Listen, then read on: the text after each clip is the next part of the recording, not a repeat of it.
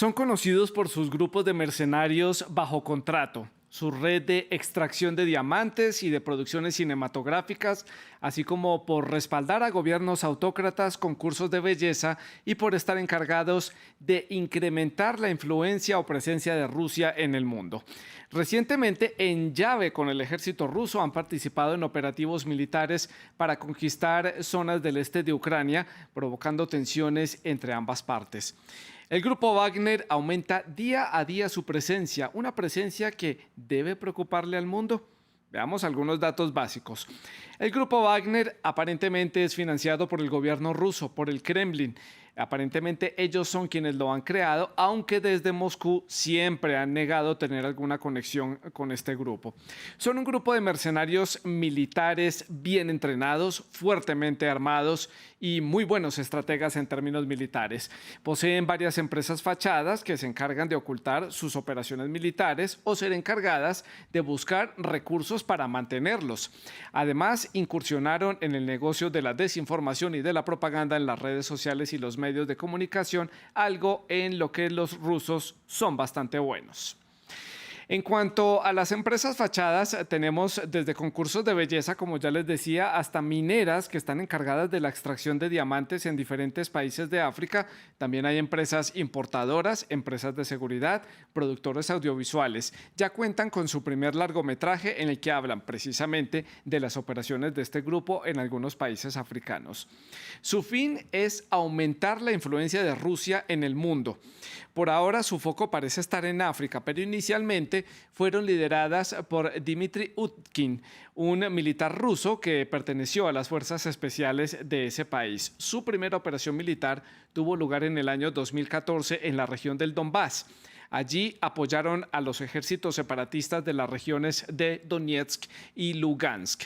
En 2015 se expandieron hacia Siria para apoyar al presidente sirio Bashar al-Assad. Su misión allí era prácticamente recuperar las zonas que son ricas en recursos naturales, principalmente en petróleo y gas. Y en 2017 tiene lugar un paso muy importante y es la incursión en África, una operación que fue liderada por Yevgeny Prigozhin, quien es actualmente el líder de este grupo. Allí se enfrentaron en el norte de Mozambique contra grupos yihadistas.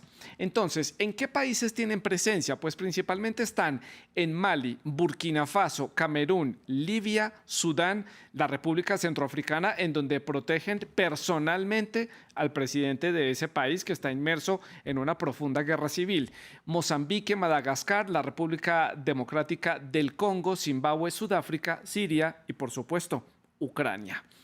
El mismo Prigozhin ha negado cualquier tipo de relación con el grupo Wagner. Incluso ha dicho que es una leyenda urbana y ha puesto en entredicho su existencia, pero luego lo vimos unas semanas más adelante o tiempo después hablando de los triunfos que han tenido en el este de Ucrania. Pero la reciente participación justamente de Wagner en ataques en Ucrania preocupa por el tono que puede adquirir entonces esta guerra, siendo la presencia de estos mercenarios un factor para que se prolongue este conflicto en el tiempo. También es preocupante su presencia en África. Rusia lucha para ganar allí posiciones de privilegio ante la extensa presencia de países como China, como Turquía, como los Emiratos Árabes Unidos y Qatar. Pero Rusia lo hace protegiendo gobiernos autocráticos, explotando las riquezas africanas y apoyando a las fuerzas armadas de algunos de los conflictos más largos en ese continente. ¿Debe entonces el mundo preocuparse por este ejército en las sombras? Lo vamos a analizar hoy en el debate de France 24.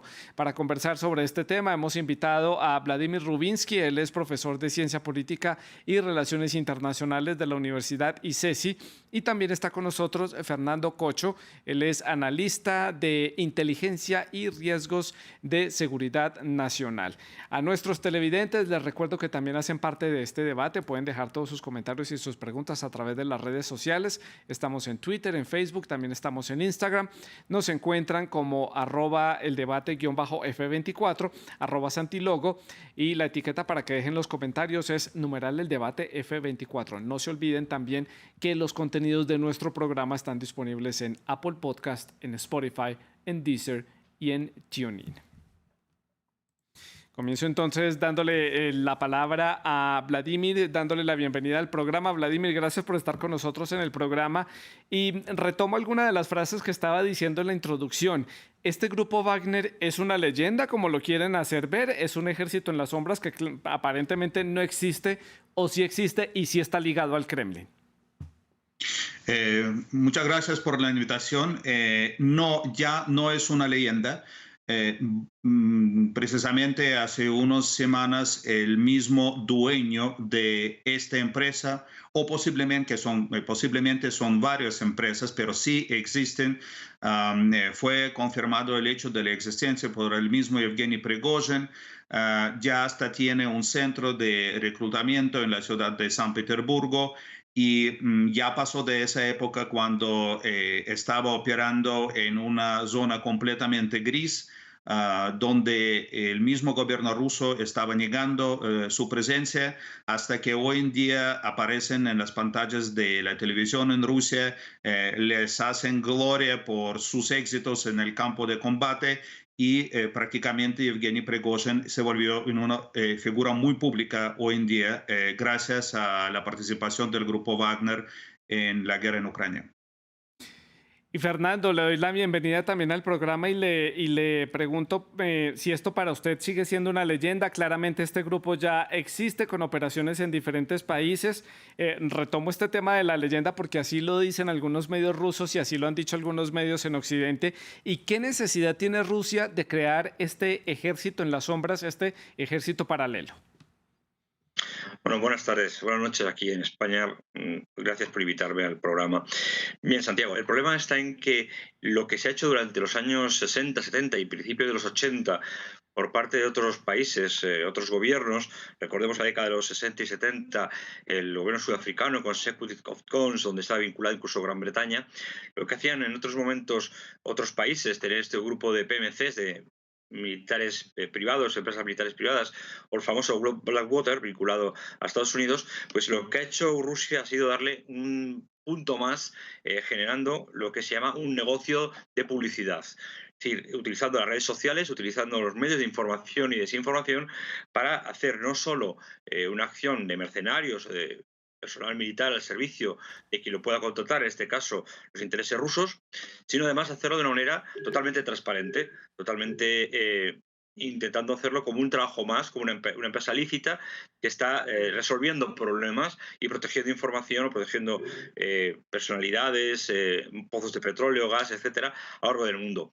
Pero lo que hacen en África básicamente es proteger dictaduras y proteger los intereses no solo de Rusia, sino de otros caciques o otros miembros de oligarcas rusos. Y eso es lo más importante, que es un ejército privado al servicio de un país, pero también al servicio de una élite política y civil que también los contrata. Fernando, ¿hay conocimiento de cómo se financia exactamente esta empresa privada? Si está esto en conexión con el Kremlin, ¿es el Kremlin el que destina el dinero para mantenerlos, aparte de este negocio que, como usted dice, tratan de mostrarlo como un negocio lícito, contratados por un gobierno, por una empresa para hacer un trabajo en específico?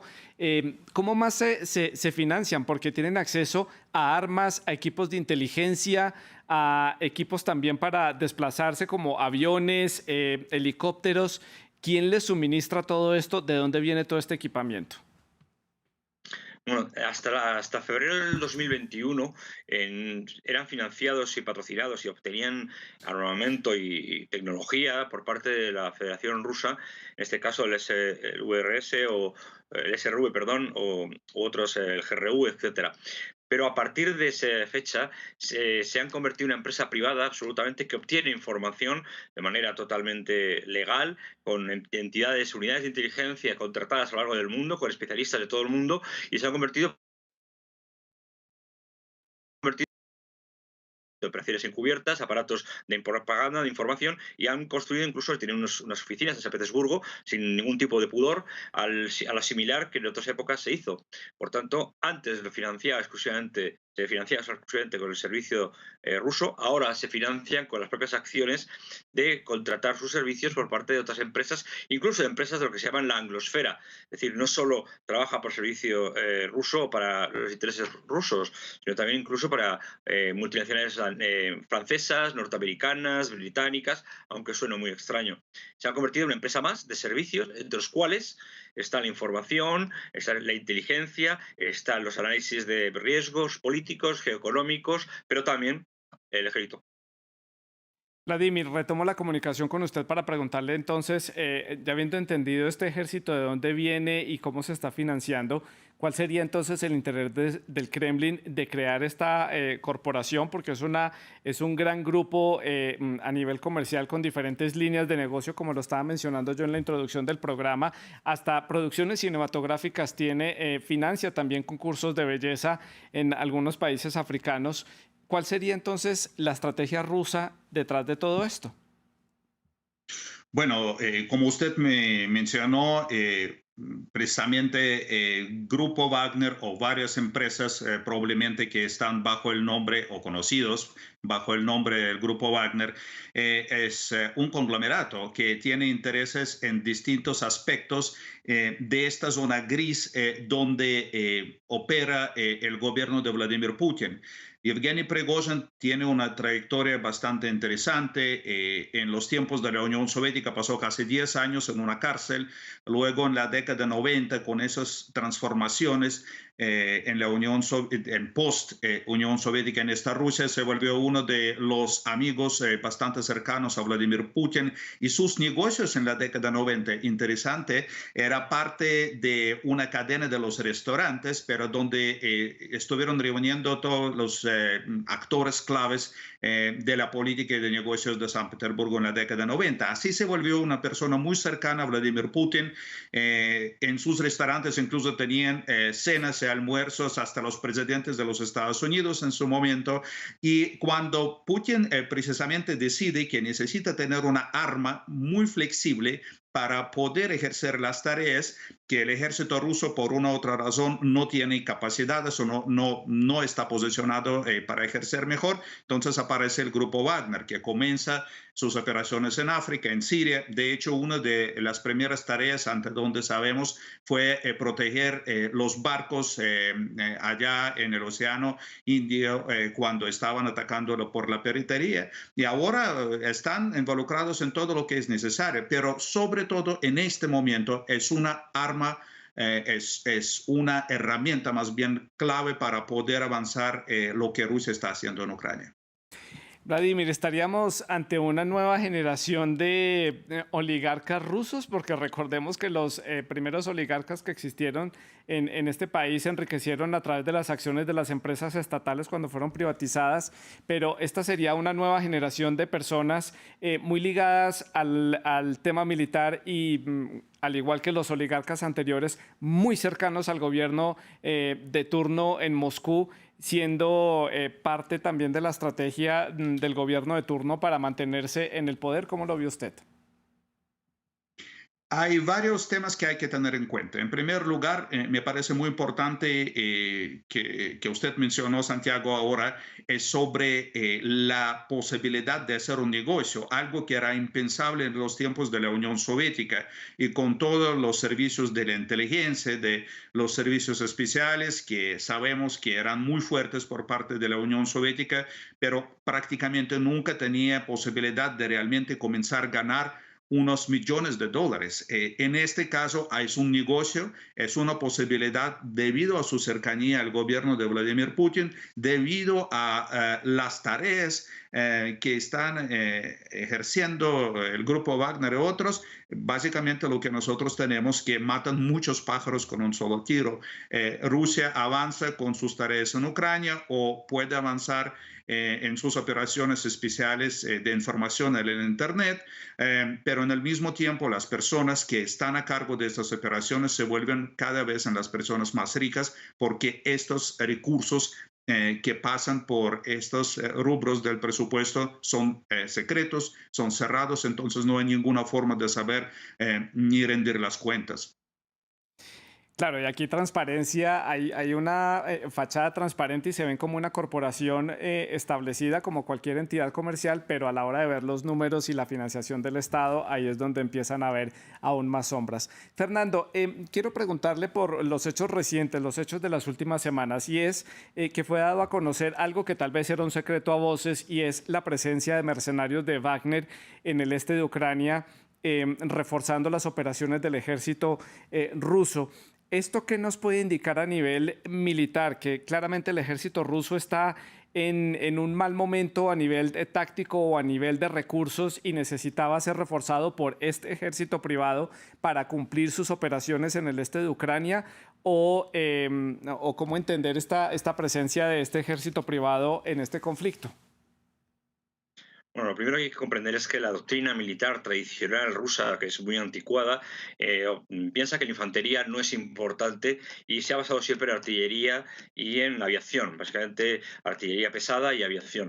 El problema es que en esta guerra de Ucrania se ha demostrado que esa doctrina ha quedado obsoleta ante movilidades más rápidas, acciones más flexibles o incluso con herramientas o armamento más ligero. En ese caso, se necesita por parte del ejército ruso unas unidades preparadas, unas unidades sean flexibles, que ya han demostrado su eficacia desde 2014, el Donbass, Lugansk y demás, para ayudar a los grupos separatistas prorrusos, y entonces utilizan estas herramientas, que en este caso es el grupo Wagner, para llegar a hacer lo que la doctrina oficial, lo que las tropas de reemplazo, para entendernos, no son capaces de hacer, y han demostrado, si no su fracaso, sí su detrimento constante. Es decir, Putin puede soportar un volumen determinado de pérdidas, pero es cierto que hay un pensamiento ya más crítico dentro de lo que es el Kremlin. Por tanto, claro que el grupo Wagner lo que ha conseguido es apoyar en infantería especializada lo que ha demostrado Putin no poder hacer con la infantería tradicional, que, como hemos visto en los medios de comunicación, pues estaba Sí. fallando en sus objetivos. Y este es el objetivo principal. Fernando, pero entonces esto confirma que el ejército ruso no le está yendo tan bien como el Kremlin quiere demostrar, y también como algunos medios occidentales mostrábamos que había grandes avances de Ucrania y éramos criticados justamente por estar de un lado, de un bando, del otro. Esto sí confirmaría entonces que Rusia no está siendo tan exitosa en terreno como ellos lo hacen ver. Obviamente, es un hecho objetivo y además palmario, que Rusia no ha conseguido sus objetivos desde el primer momento que se plantearon, por los que fuesen, porque no conocimos su doctrina secreta en lo que es Ucrania, obviamente. Pero eso no significa que Rusia esté mucho menos vencida o haya perdido toda su capacidad militar. Lo que pasa es que se ha equivocado tácticamente en lo que era una guerra moderna desde una guerra tradicional que ha intentado. Obviamente ha perdido Sí. lo que es la parte, por supuesto, informativa, y la parte de la infantería y mucho territorio que esperaba no perder, también lo ha perdido. Pero eso no significa que Rusia esté vencida. Claro, no, la guerra sigue y los combates continúan. El hecho que no hayan tenido éxitos tan inmediatos como ellos esperaban no quiere decir que hayan perdido la batalla o la guerra por completo. Siguen allí y el frente sigue abierto. Vladimir, quiero preguntarle por uno de los puntos importantes de esta corporación, que es la desinformación y la propaganda. Algo que, como decía yo en la introducción del programa, los rusos son muy buenos a la hora de hacerlo, a la hora de meterse en las elecciones de países a través de movimientos por internet, de las redes sociales, desinformando. ¿Qué información hay sobre este tipo sobre el grupo Wagner y las operaciones que han tenido lugar en este ámbito, saliéndonos un poco del lado militar y de las operaciones en Ucrania y entrando en esta otra ala del negocio, que es la desinformación y la propaganda? En la Rusia de hoy existe un ecosistema completo que está diseñado para llevar a cabo las operaciones de influencia o las operaciones de información.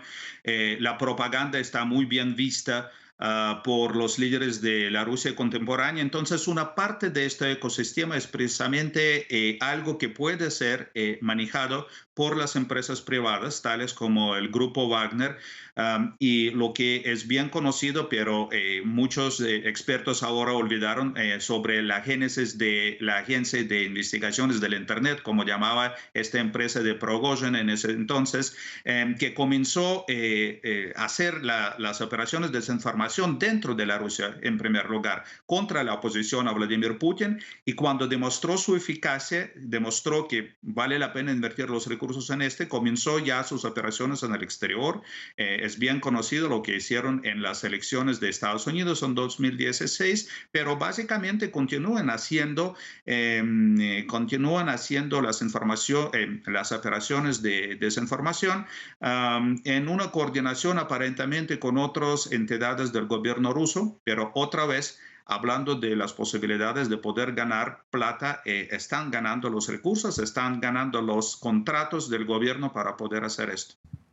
Vladimir, voy a entrar en un terreno tal vez que va a ser un poco especulativo, tal vez hasta un poco conspirativo y creería yo que rayando un poco a lo Hollywood, pero ¿estaría de pronto el presidente Putin creando este sistema de propaganda paralelo, este sistema militar paralelo, pensando en un futuro en que las fuerzas militares le den la espalda, rechacen las doctrinas que tienen en este momento en torno a la guerra en Ucrania y también todo este sistema de propaganda que ha creado el gobierno ruso a través de las diferentes agencias de prensa y canales de noticia, le dé la espalda y él pueda mantener un mecanismo para seguir moviendo su imagen y moviendo su discurso entre los rusos y también a nivel internacional?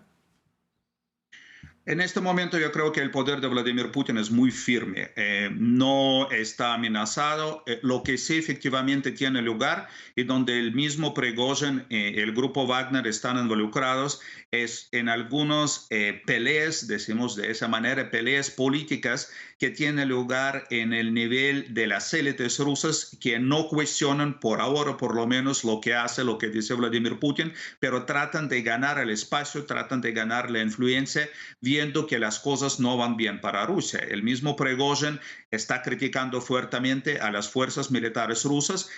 Antes sería muy difícil pensar que esto es posible, pero lo está haciendo. Y básicamente está actuando ese grupo Wagner como un ejército privado, pero que rinde cuentas a Vladimir Putin a nadie más, porque existe un espacio gris legalmente, entonces hace lo que Vladimir Putin les está ordenando hacer. Pero yo Sí. creo que en este momento, todo por ahora, para Putin está muy bien el poder de él allá en Rusia. Sí, cuenta todavía con el apoyo de muchos ciudadanos y de muchos sectores políticos. Fernando, Vladimir toca un punto importante y es estas discrepancias o discusiones o críticas que hay desde el grupo Wagner hacia el ejército y viceversa.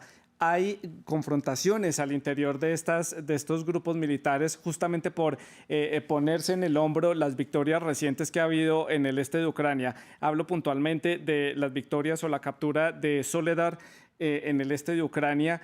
Esto puede empezar a generar tensiones y problemas en el frente de batalla y puede volver esto un conflicto no a dos bandas, ucranianos contra rusos, sino a tres bandas, ucranianos contra Wagner, contra ejército ruso. ¿Cómo lo ve usted? Sí, además quiero hacer un hincapié en lo que ha dicho el compañero, el que usted le ha preguntado.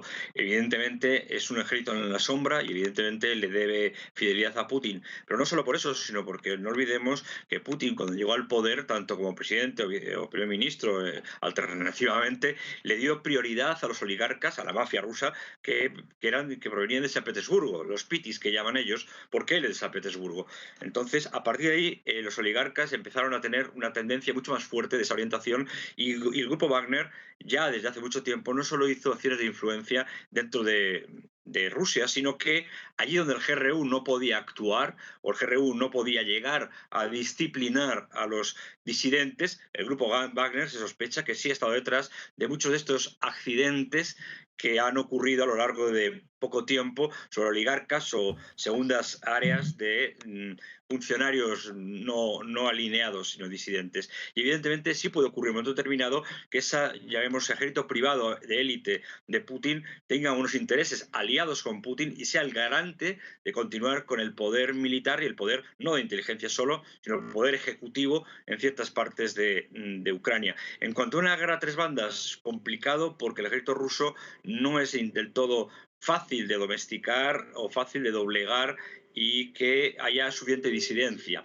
De hecho, cuando hay una disidencia, Putin lo sabe detectar como buen experto en inteligencia y los quita de la primera línea y los sustituye por otros. Pensemos en Sí. los armados de Gerasimov, etcétera, etcétera. Fernando, hablemos de las estrategias de este grupo en terreno, en combate, puntualmente el caso de Ucrania, también en algunos combates en Siria. Se ha criticado mucho, o por lo menos así lo ha dicho la prensa occidental, del tipo de tácticas que emplean, que son sumamente agresivas, sanguinarias y que no escatiman en poner en su primera línea de frente la mayor cantidad de hombres que sean necesarios y no les importa perderlos en el combate, perder en las filas, con tal de llegar al objetivo y cumplir con la misión que se les pide. ¿Qué se sabe del combate en terreno, de sus tácticas militares? Son las mismas tácticas militares que en los años 70-80 los llamados de la anglosfera, Estados Unidos y Gran Bretaña utilizaron, Francia utilizó en África. Lo que pasa es que no daban esta publicidad porque está muy mal vista. Esto ha ocurrido siempre. Y estas tácticas son las propias de unos mercenarios, gente que no tiene ningún tipo de ROE, reglas de enfrentamiento aceptadas por la Convención de Ginebra y por cualquier otra convención de lucha o de conflicto militar. Por tanto, se rigen por un solo digámoslo así, el triunfo a cualquier coste. Al igual que otras empresas, por ejemplo, fueron condenadas en el Golfo de Biafra por la masacre de los Ogoni y 35 años después fueron condenados militarmente una petrolera. Pero económicamente una petrolera que los había contratado, pero ya era muy tarde. O sea, la ventaja que tiene Wagner es que no solo hace lo que siempre se ha hecho por parte de los PMC y los mercenarios, sino que además lo divulga, genera una imagen y una reputación que les permite granjearse más éxito comercial. Sí, hemos visto varios videos en las redes sociales, incluso uno de Prigozhin en un sótano de un edificio en el este de Ucrania, rodeado de muchos cuerpos de sus filas de hombres que murieron en diferentes combates, hablando de la situación allí en el frente. Una escena pues que claramente uno no la ve por parte de las Fuerzas Armadas de ningún país, no hacen propaganda de ningún tipo de sitio, y todo esto se mueve a través de las redes rusas y llegan a Occidente para difundirlo. Vladimir, hablemos de la posición que tiene Rusia en África. Ya hemos hablado de lo que está haciendo este grupo Wagner en el este de Ucrania y la importancia que tiene para el presidente Putin, pero ¿qué hay de esa presencia rusa en ese continente? ¿Cuál es la necesidad que tiene Rusia de llegar allí a posicionarse en este ámbito militar, haciéndole competencia a países que ya están muy bien parados a nivel político, a nivel comercial y económico, como China, como Turquía, o países incluso más afines a nivel cultural, como los Emiratos Árabes y Qatar? Hay varias razones detrás del interés ruso hacia África. En primer lugar, hay que decir que Rusia sí llegó un poco tarde a esta fiesta allá en África de las grandes potencias. Por ejemplo, si comparamos con el retorno ruso hacia América Latina, que ocurre más rápido en comparación lo que la Unión Soviética estuvieron haciendo tanto en África como en Latinoamérica. Pero en primer lugar, son los intereses políticos. África, las élites rusas están viendo a África como un socio importante en la construcción, por lo menos desde la perspectiva discurso narrativa de la construcción de este mundo multipolar que Rusia asume el liderazgo de hacer frente del orden internacional liderado por los Estados Unidos, pero también hay intereses comerciales. Los rusos conocen muy bien sobre la riqueza en cuanto a los recursos que tiene África. Hay muchas otras oportunidades también para fomentar ciertas inversiones rusas, por ejemplo, en el sector energético. Entonces, hay un interés, yo creo, a largo plazo, y nosotros vamos a ver en el futuro, yo creo que el aumento de la presencia tangible rusa en África. ¿Y qué hay de la presencia de estos grupos Wagner en América Latina? ¿Hay evidencia de esto? Yo he leído varios informes, sin embargo, a mí me hace todavía dudar que hay una presencia realmente muy fuerte de lo que llamamos el grupo Wagner acá en América Latina. No sé si hay o no hay, porque las referencias que estuvieron haciendo, por ejemplo, a la presencia de algunos uniformados armados con las armas modernas, por ejemplo, en la frontera entre Venezuela y Colombia, me parece que hace referencia precisamente a ciertas partes del ejército ruso, de lo que los rusos llaman los técnicos militares que están apoyando o estuvieron apoyando al gobierno de Maduro en cuanto al mantenimiento de las armas que Maduro estaba comprando de Rusia. Pero más allá, por ahora, a mí me parece que simplemente no hay presencia Sí. porque no hay dónde realmente aplicar estas fuerzas. Fernando, ¿algo que decir en torno a la posible presencia del grupo Wagner en América Latina para ampliar? Bueno, no se llaman Grupo Wagner realmente los que están actuando en América Latina. Recordemos que un equipo similar, aunque tenga las mismas tácticas y la misma financiación y objetivos, e incluso la misma cantera de candidatos, son los grupos que han protegido al cártel de la droga de los tres soles, ¿no? Los triples soles, que se sabe que están protegidos por la mafia rusa y por miembros del ex ejército soviético de alta especialización, algunos de los cuales se han pasado de Wagner al grupo, digamos, de protección en Venezuela y en otros países, y del grupo de Venezuela a Wagner. Por tanto, hay un tránsito, aunque oficialmente no tiene un nombre como tal, pero sí hay unos cuantos asesores, no solo los públicos, como ha comentado el compañero, sino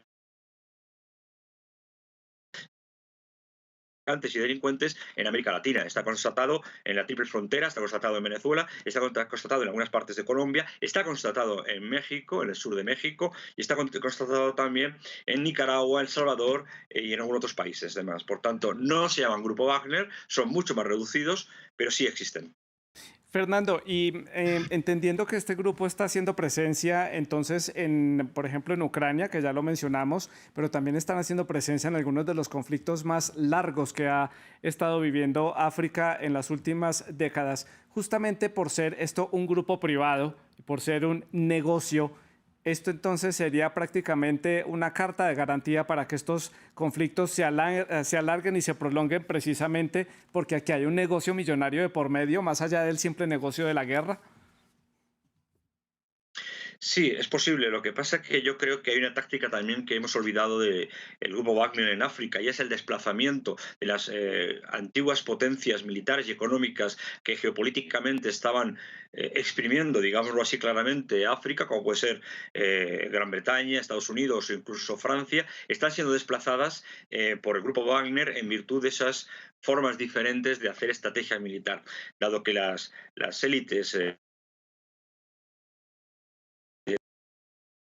Gran Bretaña posiblemente, no está por la labor de seguir las mismas tácticas que utilizaron en la década de 70 y 80 y 90 con sus propios mercenarios, aunque mucho más ocultos. Por tanto, no podemos olvidar que a lo mejor, en lugar de estar para que se prolonguen esos conflictos de manera indefinida, es para que cambien de bando definitivamente y sean los garantes, llamémosle un ejército paralelo, de los que gobiernen como títeres por parte del apoyo de Wagner. Eso es una estrategia que en algunos informes de inteligencia se está empezando a barajar por las acciones de Wagner, muy específicas, muy quirúrgicas, en algunas partes muy concretas del continente africano, en apoyo de ciertas milicias, ciertos grupos con ciertos intereses económicos contra las potencias geopolíticas tradicionales como Francia, Sí. Gran Bretaña, etc. Ya me quedan un par de minutos para finalizar el programa. Quiero que Vladimir y Fernando hagamos las conclusiones, y para esta conclusión les propongo la misma pregunta para los dos, y es si el mundo simplemente no le está prestando la suficiente atención al avance que está teniendo este grupo en las diferentes regiones, en los diferentes continentes, y esto es algo de lo que nos deberíamos de preocupar ya en este momento y no en un futuro, cuando este grupo esté un poco más expandido. Debemos preocuparnos por la expansión de este ejército privado ruso. Comienzo entonces con Vladimir para esta conclusión. Para responder a esta pregunta, yo creo que en primer lugar hay que decir que el grupo Wagner no es el único ejército privado. Esto es una tendencia que uno puede observar en varios otros países del mundo, donde los gobiernos tratan de delegar ciertas tareas para operar en esta zona gris a los grupos privados, a los mercenarios. Lo que pasa con el grupo Wagner esto sí nos debe preocupar en este momento porque aparentemente está tomando demasiado importancia y demasiado control sobre ciertos aspectos, incluso que tienen que ver con el uso de la fuerza por parte de Rusia. Y esto es preocupante porque en otros lugares, si bien existe nuevamente algo parecido como estos grupos, pero me parece que no están llegando al mismo nivel de influencia sobre el gobierno, sobre Sí. los tomadores de decisiones, como en el caso de Rusia. Y Fernando, su opinión para el cierre. Estoy totalmente de acuerdo con lo que ha dicho el compañero. Debemos prestarle mucha atención, no estamos prestando suficiente atención y es cierto que están apareciendo grupos por todas partes, incluso de mercenarios europeos que van a apoyar incluso a intereses de otros países, pero evidentemente la diferencia es que el grupo Wagner tiene una difusión y una capacidad de control de las élites políticas precisamente por darse la vuelta a la tortilla, por decirlo de alguna manera, que en otros grupos mucho más soterrados y de, digamos, mercenarios tradicionales no habíamos visto hasta ahora. Es decir, el grupo de mercenarios controle a quien le está pagando no es algo que se haya visto hasta ahora, mientras que Wagner puede llegar a un momento determinado a ejercer una influencia política demasiado fuerte. Pues a Fernando y a Vladimir les agradezco mucho por haber estado con nosotros, habernos explicado, puesto en perspectiva y analizado la situación de este grupo privado cercano al gobierno ruso. Muchas gracias por haber estado con nosotros. En nombre del equipo técnico también les agradecemos a ustedes la sintonía por haber estado con nosotros. La producción del programa estuvo a cargo de Keila Maestre y la producción de invitados estuvo a cargo de Tania Herrera. Muchas gracias. Sigan con France 24.